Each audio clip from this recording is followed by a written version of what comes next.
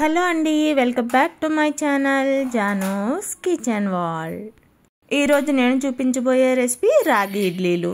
రాగి ఇడ్లీలు మరియు దోశలు కూడా ఒకటే బ్యాటర్తో ఎలా ప్రిపేర్ చేసుకోవాలో పర్ఫెక్ట్ కొలతలతో చూపించబోతున్నాను. దీనికి కాంబినేషన్గా పల్లీ చట్నీ కూడా చేసి చూపిస్తాను. చూసారా ఇడ్లీలు ఎంత సాఫ్ట్గా వచ్చాయో. ఈ వీడియోలో నేను చూపించబోయే మెజర్మెంట్స్ని పర్ఫెక్ట్గా తీసుకుని కనుక మీరు ఈ రెసిపీని ప్రిపేర్ చేస్తే చూడండి ఇడ్లీలు ఎంత సాఫ్ట్గా దూదుల్లా ఉన్నాయో.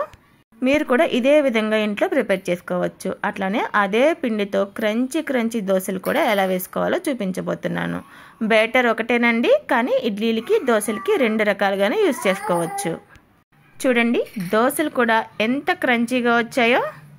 వీడియోని ఎక్కడ స్కిప్ చేయకుండా చివరి వరకు చూడండి, అప్పుడే మీకు రెసిపీ డీటెయిల్స్ అనేవి క్లియర్గా తెలుస్తాయి. కొలతలు క్లియర్గా వినండి. దీనికోసం నేను ముందుగా 100 ml గ్లాస్తో నేను పొట్టు మినపప్పు తీసుకున్నానండి. ఒక గ్లాసు మినపప్పు తీసుకొని నేను 4 to 5 hours వరకు నానబెట్టుకున్నాను.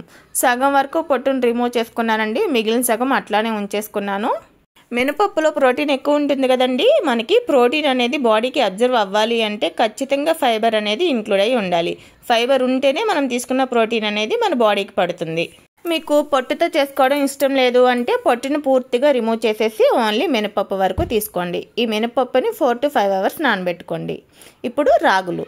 మనం ఏ గ్లాస్తో అయితే మినపప్పు తీసుకున్నామో సేమ్ అదే గ్లాస్తో 2 గ్లాసుల వరకు రాగులను తీసుకొని శుభ్రంగా వాష్ చేసుకొని ఈ రాగులు మునిగేంత వరకు వాటర్ పోసుకొని 4 to 5 hours నానబెట్టుకోండి.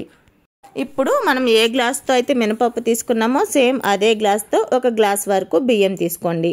1 స్పూన్ వరకు మెంతులు తీసుకోండి. ఈ బియ్యాన్ని కూడా 4 to 5 hours నానబెట్టుకున్నానండి. ఇప్పుడు రాగులు బియ్యాన్ని కలిపేస్తున్నాను నేను. కొలతలు మళ్ళీ చెప్తున్నానండి. 1 గ్లాసు మినపప్పు, 2 గ్లాసులు రాగులు, 1 గ్లాసు బియ్యం, 1 స్పూన్ వరకు మెంతులు. పప్పు, బియ్యం, రాగుల్ని 4 to 5 hours వరకు నానబెట్టుకోవాలి. మనం పప్పు రుబ్బుకునే పావు గంట ముందు అటుకులు నానబెట్టుకోవాలి. ఇవి దొడ్డటుకులు అండి. మనం ఏ కప్పుతో అయితే పప్పు తీసుకున్నామో సేమ్ అదే క్వాంటిటీతో అటుకులను కూడా నానబెట్టుకోవాలి. ఇప్పుడు ఒక మిక్సీ జార్ తీసుకొని మిక్సీ జార్లోకి మనం ముందుగానే నానబెట్టుకున్న అటుకులు, మినపప్పు కూడా యాడ్ చేసుకొని మనం ఇడ్లీ బ్యాటర్కి మినపప్పు ఎలా అయితే రుబ్బుకుంటామో సేమ్ అదే కన్సిస్టెన్సీ వచ్చేలాగా మెత్తగా రుబ్బుకొని ఒక బౌల్లోకి యాడ్ చేసుకోండి. ఈ మినపప్పు బ్యాటర్ వీలైనంత మెత్తగా రుబ్బుకోండి. ఇప్పుడు అదే జార్లోకి నానబెట్టుకున్నటువంటి రాగులు, బియ్యాన్ని యాడ్ చేసుకోవాలి. ఈ రాగులు, బియ్యం మెత్తగా రుబ్బొద్దండి, కొంచెం లైట్గా బరక తెలిసేలాగా రుబ్బుకోవాలి. మనం ఇడ్లీలు కూడా వేసుకుంటాం కదండి, మనం చేత్తో పట్టుకుంటే కాస్తంత బరక తెలిసేలాగా రుబ్బుకోవాలి. ఈ రుబ్బును కూడా మనం ముందుగానే రుబ్బుకున్న మినపప్పు రుబ్బులోకి యాడ్ చేసుకొని చేత్తో ఈ 2 రుబ్బులు కలిసేలాగా మంచిగా కలుపుకోవాలి. ఇప్పుడు ఎడ్జెస్ అన్ని క్లీన్ చేసుకొని దీనికి మూత పెట్టి ఓవర్ నైట్ ఫర్మెంట్ చేసేయండి. లేదంటే కనీసం 8 నుంచి 10 గంటల వరకు ఫర్మెంట్ చేయండి. అండి నేను ఎర్లీ మార్నింగ్ చూపిస్తున్నాను. పిండి బాగా పై వరకు పొంగింది చూడండి, ఎంత బాగా ఫర్మెంట్ అయిపోయిందో పిండి. ఇప్పుడు మీ టేస్ట్కి తగినట్లుగా సాల్ట్ని కూడా వేసుకొని కలుపుకోండి. మీరు కనుక పిండిని స్టోర్ చేసుకోవాలి అనుకుంటే సాల్ట్ వేయకుండా రిఫ్రిజిరేట్ చేసుకొని 2 to 3 days వరకు యూస్ చేసుకోవచ్చండి. ఎప్పుడు కావాలంటే అప్పుడు తీసుకొని కొంచెం సాల్ట్ యాడ్ చేసుకొని మీరు టిఫిన్స్ అనేవి వేసుకోవచ్చు. ఈ పిండితో ముందుగా ఇడ్లీలు వేసుకుందాం. ఇప్పుడు ఇడ్లీ ప్లేట్స్ని తీసుకొని దానికి కొంచెం ఆయిల్ని అప్లై చేసుకొని ఇడ్లీ మౌల్డ్స్లోకి కొద్దిగా పిండిని యాడ్ చేసుకోవాలి. నేను ఇక్కడ ప్లేట్స్కి ఆయిల్ని అప్లై చేశాను. మీరు ప్లేట్స్కి నెయ్యి అప్లై చేసుకుని అయినా వేసుకోవచ్చండి, లేదంటే ప్లేట్స్ని తడిపేసి అయినా వేసుకోవచ్చు. నేను ఆల్రెడీ స్టవ్ మీద వాటర్ పోసి ఇడ్లీ పాత్ర పెట్టుకున్నానండి. ఇప్పుడు ఆ ఇడ్లీ పాత్రలోకి ఈ ప్లేట్స్ని పెట్టుకుంటున్నాను. ఇడ్లీ పాత్రకి మూత పెట్టేసి ఒక 10 to 12 minutes వరకు మీడియం ఫ్లేమ్లో ఉడికించుకొని స్టవ్ ఆఫ్ చేసుకొని ఒక 10 minutes వరకు అలానే ఉంచేయండి. ఈ ఇడ్లీలు ఉడికేలోపు నేను ఇడ్లీల్లోకి కాంబినేషన్గా ఒక మంచి పల్లీ చట్నీ రెసిపీ కూడా చేసి చూపించేస్తానండి. స్టవ్ వెలిగించుకొని ప్యాన్ పెట్టుకుని ప్యాన్ హీట్ అయిన తర్వాత 1/2 కప్ వరకు పల్లీలు వేసుకొని పల్లీల్ని సగం వరకు ఫ్రై చేసుకున్న తర్వాత కారానికి తగినట్లుగా పచ్చిమిర్చిని కూడా యాడ్ చేసుకోండి. పచ్చిమిర్చి తుంపుకొని వేసుకోండి. ఇప్పుడు 1 టీ స్పూన్ వరకు ఆయిల్ని కూడా యాడ్ చేసుకొని పల్లీలు, పచ్చిమిర్చి మంచిగా ఫ్రై అయ్యే వరకు కలుపుకుంటూ ఫ్రై చేసుకోండి. స్టవ్ ఫ్లేమ్ని లో టు మీడియంలోనే ఉంచుకొని ఈ పల్లీలు, పచ్చిమిర్చి అనేది ఫ్రై చేసుకోవాలండి. హై ఫ్లేమ్లో పెట్టుకున్నారంటే పల్లీలు పైన వేగుతాయి కానీ లోపల పచ్చిగా ఉంటుందండి, టేస్ట్ అంతగా బాగుండదు. అందుకనే మీడియం టు లోలో ఉంచుకొని మంచిగా రోస్ట్ చేసుకోండి. చివరిగా 1 గుప్పుడు కరివేపాకుని వేసుకొని ఒక్కసారి కలుపుకొని స్టవ్ ఆఫ్ చేసుకోండి. కరివేపాకు విడిగా తినాలంటే ఎవరు ఇష్టపడరు కదండి, అన్నీ ఏరు పక్కన పెట్టేస్తూ ఉంటారు. ఇలా ట్రై చేయండి, టేస్ట్ కూడా బాగుంటుంది. ఇవన్నీ చల్లారిన తర్వాత ఈ పప్పుల్ని మిక్సీ జార్లోకి యాడ్ చేసుకొని ఇప్పుడు అరకప్పు వరకు పుట్నాల పప్పును కూడా యాడ్ చేసుకోండి. పల్లీలను అరకప్పు తీసుకున్నానండి, సేమ్ అదే క్వాంటిటీలో పుట్నాలను కూడా తీసుకున్నాను. టేస్ట్ తగినట్లుగా సాల్ట్, ఒక 2 వెల్లుల్లి రెబ్బలు, అర స్పూన్ వరకు జీలకర్రను కూడా యాడ్ చేసుకొని కొద్దిగా వాటర్ పోసుకుంటూ వీలైనంత మెత్తగా మిక్సీ పట్టుకోవాలి. చూడండి, వీడియో క్లిప్లో చూపిస్తున్నాను.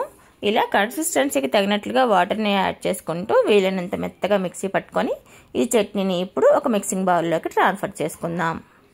చట్నీకి తాలింపు కోసం ఇప్పుడు స్టవ్ వెలిగించుకొని ప్యాన్ పెట్టుకుని ప్యాన్లో 1 టేబుల్ స్పూన్ వరకు ఆయిల్ వేసుకొని ఆయిల్ కాస్తంత హీట్ అయిన తర్వాత ఆవాలు, పచ్చిశనగపప్పు, ఎండుమిరపకాయలు కూడా యాడ్ చేసుకొని ఇవన్నీ దోరగా ఫ్రై చేసుకోవాలి. ఇవన్నీ దోరగా ఫ్రై అయిన తర్వాత లాస్ట్లో 2 రెమ్మల వరకు కరివేపాకును కూడా యాడ్ చేసుకొని ఈ తాలింపుని ముందుగానే రెడీ చేసుకున్న చట్నీలోకి ట్రాన్స్ఫర్ చేసుకోవాలి. ఒకసారి గరిటెతో కలుపుకున్నారంటే మనకి చట్నీ కూడా రెడీ అయిపోయినట్లే. మనం ఈ చట్నీ చేసేలోపు ఇడ్లీలు కూడా రెడీ అయిపోయి ఉంటాయి. ఒకసారి ఇడ్లీలను కూడా చూసేద్దాం. చూడండి, ఇడ్లీలు కూడా ఈ టైంలో ఎంచగ్గా రెడీ అయిపోయినాయి.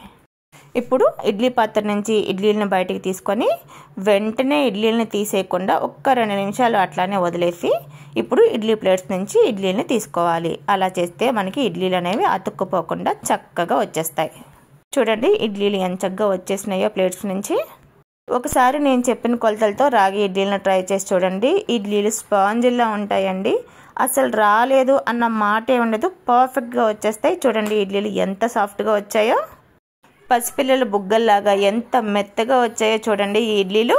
ఈ వీడియోలో నేను చూపించిన మెజర్మెంట్స్తో కనుక మీరు ట్రై చేశారంటే ఫస్ట్ టైం చేసినా కూడా ఇడ్లీలు పక్కాగా వస్తాయండి, ఫెయిల్ అవుతుంది అన్న ఛాన్సే లేదండి. ఇప్పుడు దోశ కూడా వేసి చూపించేస్తాను. ఇడ్లీ పిండి కొంచెం గట్టిగా ఉంటుంది కదండి, దోశ బ్యాటర్ కొంచెం పలచగా ఉంటుంది కదా, అందుకని నేను ఒక గిన్నెలోకి కొంచెం బ్యాటర్ని తీసుకొని మన రెగ్యులర్ దోశ బ్యాటర్ ఎలా అయితే ఉంటుందో అలా అడ్జస్ట్ అయ్యేలాగా కొంచెం వాటర్ని కూడా యాడ్ చేసుకుని మన రెగ్యులర్ దోశ బ్యాటర్ కన్సిస్టెన్సీ వచ్చేలాగా కలుపుకున్నాను. ఇప్పుడు స్టవ్ వెలిగించుకొని ప్యాన్ పెట్టుకొని ప్యాన్ హీట్ అయిన తర్వాత ఒక గరిటెడు పిండిని పెనం మీద వేసుకొని దోశలాగా స్ప్రెడ్ చేసుకోవాలి. దోశలు కూడా మనకి ఎంత పలచగా కావాలంటే అంత పలచగా వస్తాయండి, అట్లానే చాలా క్రంచీగా కూడా ఉంటాయి, టేస్ట్ కూడా బాగుంటుంది, హెల్త్కి కూడా చాలా మంచిదండి. తప్పకుండా ట్రై చేయండి. దోశ మీద తడి మొత్తం ఆరిపోయిన తర్వాత కాస్తంత ఆయిల్ స్ప్రెడ్ చేసుకోవాలి.